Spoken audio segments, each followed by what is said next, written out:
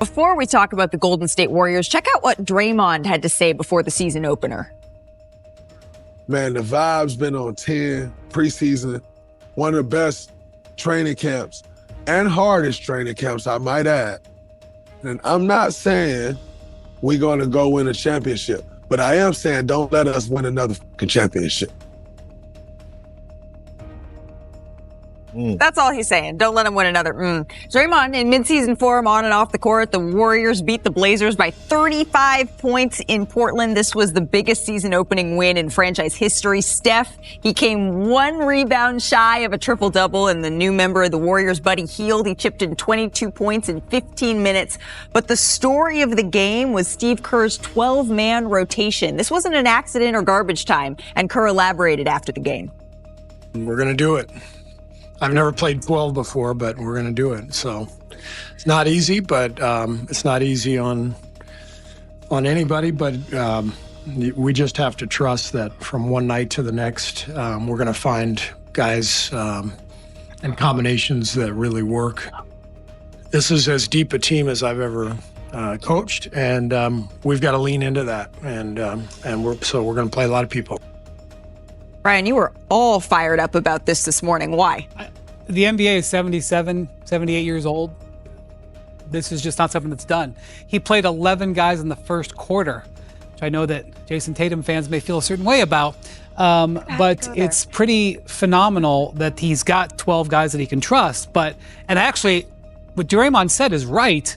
Like, their vibes are good. They swept the preseason, and they got a lot going for them. Like, I actually kind of think that they could surprise some people, but this is an audacious path that it takes a lot to go right and a lot of players to buy in and the coach to hit a lot of marks.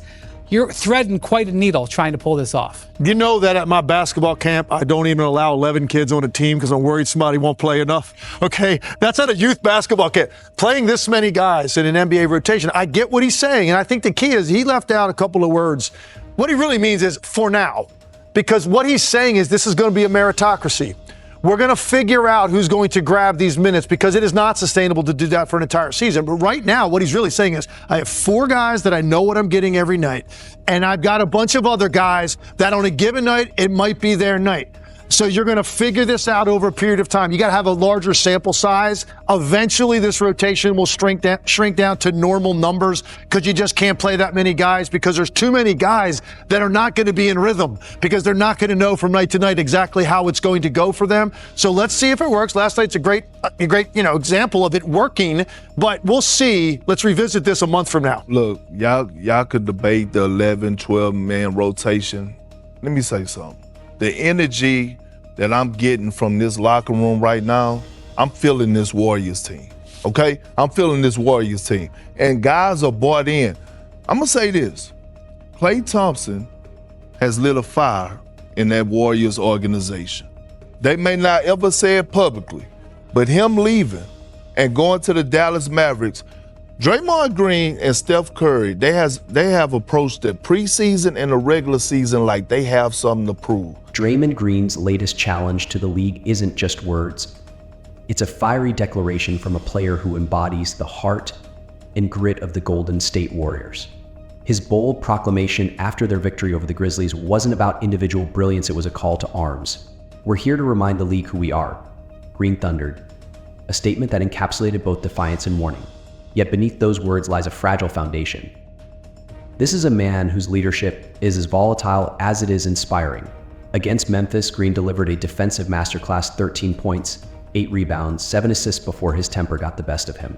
2 technical fouls in under a minute and an ejection that could have cost the game. This isn't leadership without flaws, it's leadership that teeters on chaos. Tim Legler didn't hold back on ESPN, calling Green's impact unquestionably vital, but a double-edged sword. The Warriors need him locked in, not locked out. Yet Draymond's intensity also reveals cracks in a system that relies heavily on razor-thin margins for success. How long can this team walk the line between brilliance and disaster? The challenge is clear, but so is the risk. Draymond is not just fighting opponents, he's fighting time, his own volatility, in a league that's no longer intimidated by Golden State's mystique. Can the Warriors harness his fire without getting burned? This brings us to the Warriors' electric start, 12 wins in 16 games, a performance that looks impeccable on the surface, but carries an undercurrent of immense pressure to sustain it. The Golden State Warriors stormed into the 2-0-2-3-2-4 season, silencing critics who labeled their dynasty dead. At 1-2-4, with statement victories over Dallas, Boston, and Oklahoma City, they've reclaimed their spot in the championship conversation. But here's the problem: this isn't 2015. This isn't the young, invincible Warriors. This is a team clawing to maintain relevance in a league that's caught up and in some ways surpassed them. Take their showdown against the Mavericks.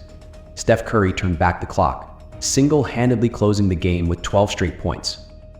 It was vintage Steph dancing around defenders, hitting impossible shots. Yet why did it take a miracle from a 36-year-old for the Warriors to edge out a team still building its chemistry? Kendrick Perkins said it best: Curry is him, but him can't keep doing this alone. And he's right. The Warriors' success is a testament to their resilience, but it also screams vulnerability. They're overly reliant on Steph's late-game heroics.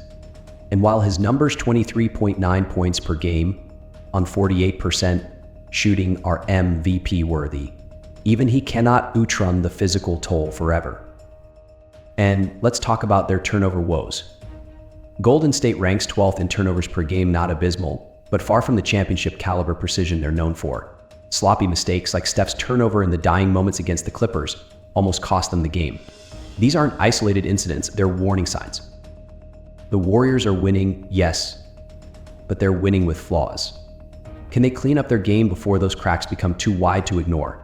The pressure to sustain this level of play isn't just mounting, it's suffocating.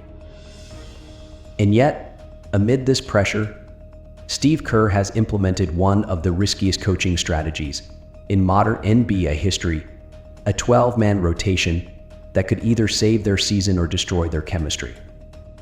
In a league dominated by superstars playing 40 minutes a night, Steve Kerr has thrown convention out the window.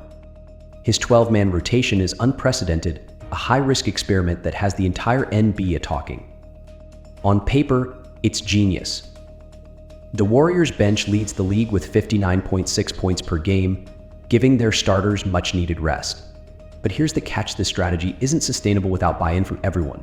And right now, not everyone's buying in. Jonathan Kuminga, once touted as Golden State's future, is visibly frustrated with his reduced role. Brandon Podziemski, meanwhile, has struggled mightily, shooting under 20% from three and failing to live up to preseason expectations. Even Tim Legler has called this rotation innovative, but dangerous, pointing out the risk of alienating young players who feel underutilized. The numbers are damning. When Kuminga is on the court, the Warriors' defensive rating improves by 7 points, yet he's logging fewer minutes than struggling players like Podziemski. This isn't just about stats, it's about trust. Can Kerr keep the locker room unified when egos and ambitions inevitably clash?